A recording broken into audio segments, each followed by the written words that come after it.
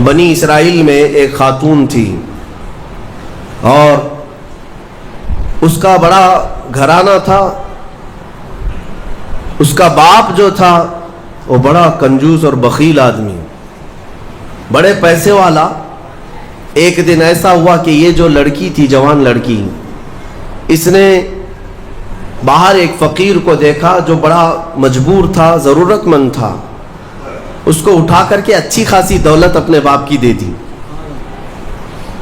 اور باپ کو پتہ چلا تو اتنا غصے میں آیا کہ میں ایک پھوٹی کوڑی نہیں دیتا اور تو اتنی بڑی دولت اٹھا کر دے دی. اور غصے میں اپنی بیٹی کا ہاتھ کاٹ دیا.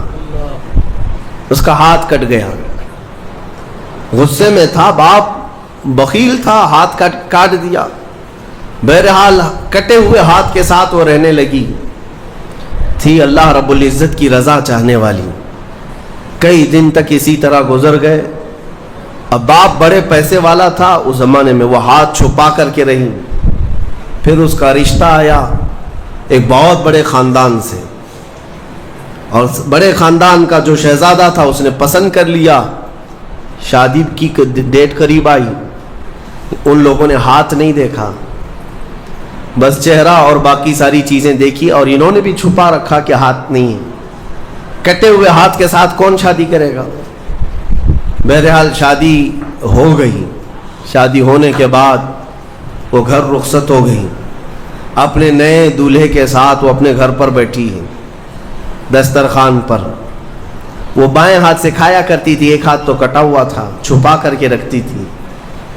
دسترخوان پر جب بیٹھی، اس کا نیا دولہا ہے، اس کے گھر والے، کھانے کے وقت اب ہاتھ نکالنے کی باری آ گئی. وہ بائیں ہاتھ سے کھا رہی تھی تو اس کے شوہر نے کہا کہ کیا سیدھے ہاتھ سے نہیں کھا سکتی؟ سیدھے ہاتھ سے کیوں نہیں کھا سکتی؟ اب اس کے رشتے کے ٹوٹنے کا وقت آ گیا تھا. اگر پتہ چلے تو دھوکہ کیا ہے، کٹے ہوئے ہاتھ کے ساتھ ہمارے ساتھ نکاح ہوا ہے. اس کے آنکھوں میں آنسو آئے. وہ ہاتھ اپنے کپڑے کے اندر ہی چھپائی رہی. اچانک اسے غیب سے ایک آواز آئی، اے میری بندی ہاتھ نکال. اس نے اپنے دوپٹے کے اندر سے ہاتھ نکالا تو سیدھا ہاتھ پورا صحیح سلامت تھا. پھر وہ زمانہ موسیٰ علیہ السلام کا تھا. ان کی بارگاہ میں حاضری دے کر اس نے اپنا یہ واقعہ سنایا. سیدنا موسیٰ کلیم اللہ فرمانے لگے، مولا نے مجھے یہ وحی دے کر بھیجا اور ارشاد فرمایا کہ اے موسیٰ، ہم اس ہاتھ کو شرمندہ نہیں ہونے دینا چاہتے جو ہاتھ میری بارگاہ میں اخلاص سے اٹھاؤ. میرے عزیزو، یہ اخلاص کی دولت ہے. جو خالصتاً اللہ کے لیے کچھ کیا ہو، مولا اسے کبھی ذلیل نہیں ہونے دے گا، اسے بے عزت نہیں ہونے دے گا. اسی لیے کچھ کام ایسے کر جاؤ جو خالصتاً اللہ کے لیے ہو.